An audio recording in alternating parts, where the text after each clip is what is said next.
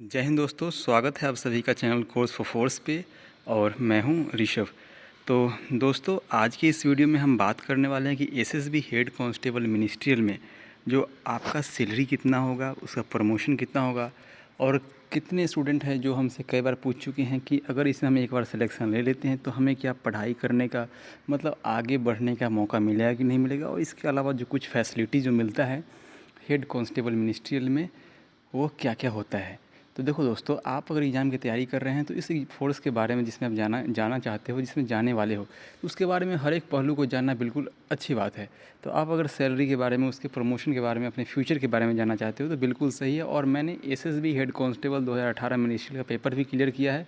तो मुझे इस फोर्स के बारे में, इस पोस्ट के बारे में क्या काम करना पड़ता है, कितने सैलरीज़ होते हैं, और बिल्कुल मैं अभी इंडियन आर्मी में हूँ तो मुझे बिल्कुल अंदाज़ा है कि लगभग पैरामिलिट्री और मिलिट्री में बिल्कुल थोड़ा सा ही अंतर होता है। तो चलो, मैं अपने अनुभव के आधार पर और मैंने कुछ लोगों से जो बात किया है जो अभी एसएसबी हेड कांस्टेबल मिनिस्ट्रियल में सर्व कर रहे हैं, उनके आधार पर, उनके अनुभव के आधार पर मैं वीडियो बना रहा हूँ। तो बिल्कुल वीडियो फैक्टफुल है, इसमें कोई आपको त्रुटि नहीं मिलेगा। और इसके रिलेटेड अगर आपको कोई भी सवाल है एसएसबी हेड कांस्टेबल मिनिस्ट्रियल के रिलेटेड तो आप कमेंट बॉक्स में कमेंट करके पूछ सकते हो। लेकिन वीडियो स्टार्ट करने से पहले एक रिक्वेस्ट है कि इस वीडियो को कम से कम 50 लाइक, बड़ा टारगेट है पर देखते हैं कहाँ तक हम पहुँच पाते हैं। चलो, जो पहले बात करते हैं हम सैलरी का। सैलरी जो होता है वो किसी भी फोर्स में अगर जाते हो, कोई भी पोस्ट पे, या नन अगर आप कॉम्बैटेंट रोल में जाते हो, मतलब सिविलियन पोस्ट पे जाते हो, फिर भी एक बेसिक पे होता है। तो इसका बेसिक पे क्या है, 25,500। अगर आप सीधे अगर सोल्जर बनोगे वहाँ क्या होगा, 21,700। देखो यहाँ पे बेसिक पे काफ़ी ज़्यादा है, एक अच्छा बेसिक पे है, और सारा सैलरी बेसिक पे के ऊपर ही डिपेंड करता है। अब देखो, गवर्नमेंट ने डियरनेस अलाउंस, महंगाई भत्ता भी 28% बढ़ा दिया है। तो आप मैथमेटिक्स के स्टूडेंट हो, मैथ जानते हो बेसिक, तो 25,500 पर 28% जैसे अप्लाई करो कितना हो जाएगा, 7,140। बिल्कुल सही बात है। हो सकता है कि जिस समय आप ज्वाइन करो उस समय DA 35%, 36%, यहाँ तो 40% भी हो सकता है। तो ये अमाउंट भी दिख रहा है 7,000, ये 10,000, 12,000 भी आपको दिखे। लेकिन अभी प्रेजेंटली मैं क्या है सिस्टम वही बता रहा हूँ। अब देखो, एक होता है हाउस रेंट अलाउंस। सरकार, आप जहाँ रहते हो जिस इलाके में, आपकी हाउस रेंट का ही पैसा सरकार देती है। लेकिन यह डिपेंड करता है किस शहर में आप रहते हो। तो शहर को सरकार ने, फोर्स ने 3 भाग में डिवाइड कर रखा है, X class, Y class, Z class. X class क्या होता है, सबसे जो महंगे शहर होते हैं, पुणे, मुंबई, दिल्ली, चेन्नई, ये जो शहर होते हैं उसे एक्स क्लास में गिना जाता है। उसके बाद होते हैं कुछ वाई क्लास सिटी, से पटना हुआ, रांची हुआ, जयपुर हुआ, जोधपुर हुआ, ये हुआ वाई क्लास सिटी। ओके। और जेड क्लास सिटी जो छोटे शहर हैं, जैसे अपने कोई भी शहर को आप काउंट कर सकते हो।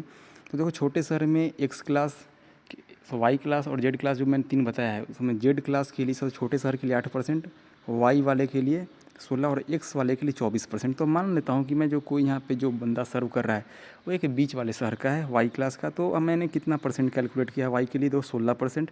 तो इसका जो यहाँ पे बन रहा है 4,080 रुपये। हो सकता है आप जेड में रहोगे तो ये अमाउंट काफ़ी ज़्यादा भी हो सकता है। अब एक होता है ट्रांसपोर्टेशन अलावेंस, TPT जिसे बोलते हैं। आपके बेसिक का 5% होता है। इस बेसिक का 5% निकालोगे तो 1275। इसके अलावा राशन मनी 3800। और मैंने बहुत कुछ नहीं लिखा है, जैसे सोप अलाउंस, साबुन का मिलता है, ड्रेस का मिलता है, ये कुछ 50 रुपये, 100 रुपये होते हैं। तेल का भी मिलता है, जैसे आप सर में डालते हो तेल, जो हेयर ऑयल होता है, उसका भी कुछ रुपये, 50-60 रुपये मिलता है। और इसके अलावा पैरामिलिट्री फोर्स में क्या है कि जब आप वहाँ पे राशन, जो आप अगर आप ले रहे हो, लेकिन आप खाना अगर आप अपने कैंटोनमेंट में खा रहे हो तो उसका आपको पैसा पे करना होता है, लगभग 127 रुपये। तो मैं मान लेता हूँ कि यह 127 रुपये अगर आप 30 दिन पे करते हो तो ये भी 35-36 हो गया, 3500। तो जितना आप राशन आपको मिल रहा है ये कैंसिल हो जाएगा। समझ में आया? जितना राशन मिल रहा है लगभग कैंसिल हो गया। तो इसको मैं यहाँ पे डिडक्ट करता हूँ। अब इसके बाद क्या होता है, अगर आप पूरे को ऐड कर लोगे तो बेसिक पे plus DA plus HRA TPT ration, ये कितना हो गया, 41,795। ठीक है। तो आपका कितना टोटल सैलरी, आप कितना कैलकुलेट कर रहे हो, 41,795। इसमें मैंने बहुत कुछ ऐड नहीं किया है, वो लगभग आपका 500 के आसपास और बढ़ेगा। समझ में आया?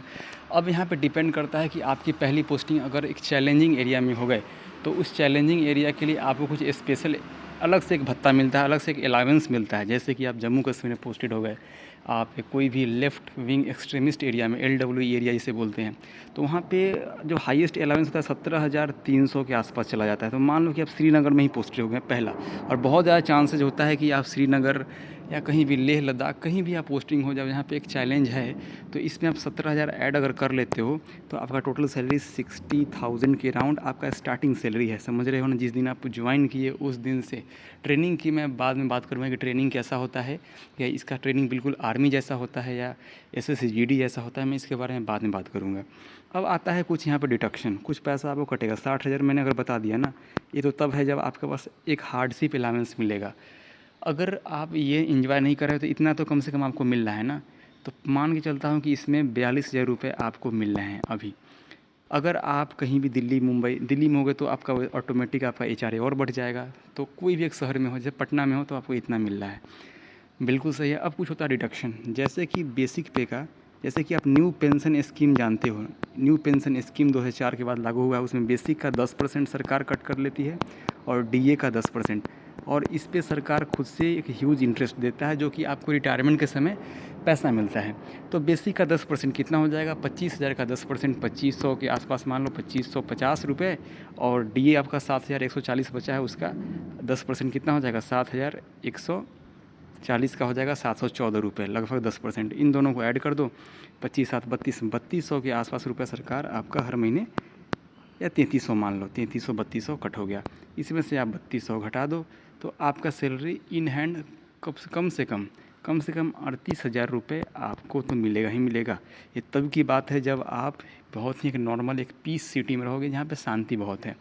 नहीं तो आपका 50-55,000, या यूँ कहूँ तो 60,000, जैसे मैं बताया, तो 3,000 कट भी जाए अगर, तो 57,000 से लेकर के 58,000 रुपये तक आप पर मंथ, अगर आप 22 साल 23 साल की उम्र में अगर हो, उससे अगर कम हो, अगर आपकी ज्वाइनिंग अगर 1-1.5 साल बाद भी होती है, तो आप 22 साल की उम्र में अगर 60,000 अगर अर्न कर रहे हो तो बिल्कुल सही है। इसके बाद मैंने एक क्वेश्चन लिया था कि और क्या अलाउंसेज है, तो देखो बिल्कुल, अगर आप स्पोर्ट्स में कुछ अच्छा करना चाहते हो तो आप अपने कंपनी के ज़रिए आप वहाँ पे परफॉर्मेंस दोगे तो डेफिनेटली आपको प्रमोट किया जाएगा। एक फैसिलिटी तो ये हुआ।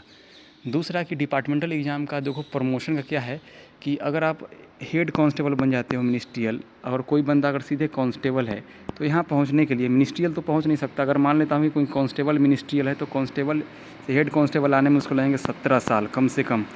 देखो आप 17 साल उन लोगों से आप आगे हो चुके हो, समझ में आया।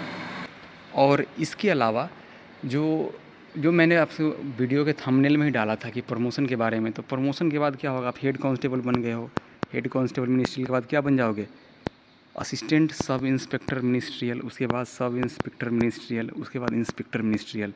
तो इस तरह से आपका प्रमोशन होता रहेगा। डिपार्टमेंटल एग्ज़ाम भी आप दे सकते हो। और पढ़ाई का जहाँ तक जो एक सवाल है, क्या हम साथ साथ किसी और एग्ज़ाम की प्रिपरेशन कर सकते हैं, तो बिल्कुल आप 8 घंटे के बाद, जैसे 9 से लेकर के इसका ड्यूटी शाम के 6 बजे तक होता है। कहीं कहीं बीच में 2 घंटे का लंच भी होता है, 1 घंटे का लंच भी होता है। तो आप उसके बाद अपने घर पे आके, अपने कंपनी में आके, अपने बैरक में आके पढ़ाई कर सकते हो, कोई दिक्कत नहीं है।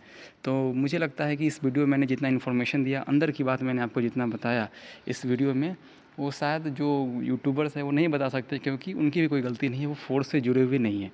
तो हम लोग इसके रिलेटेड हम लोग दिन रात काम करते हैं, फोर्स में ऑलरेडी हम लोग सर्व कर रहे हैं, तो हमें बिल्कुल पता है। मैं खुद SSB में अभी नहीं हूँ, लेकिन मैं तो कम से कम आर्मी में हूँ। हमारे बहुत सारे दोस्त कांस्टेबल GD है, हेड कांस्टेबल हैं, मिनिस्ट्रियल में भी हैं, तो उनसे मैं बातें करते रहता हूँ, तो मुझे इतना इन्फॉर्मेशन मिल चुका है। तो अगर आपको इसके अलावा कोई भी डाउट है तो आप कमेंट बॉक्स में कमेंट करके पूछ सकते हो। वीडियो को प्लीज़ शेयर ज़रूर करना। Thanks for watching. जय हिंद।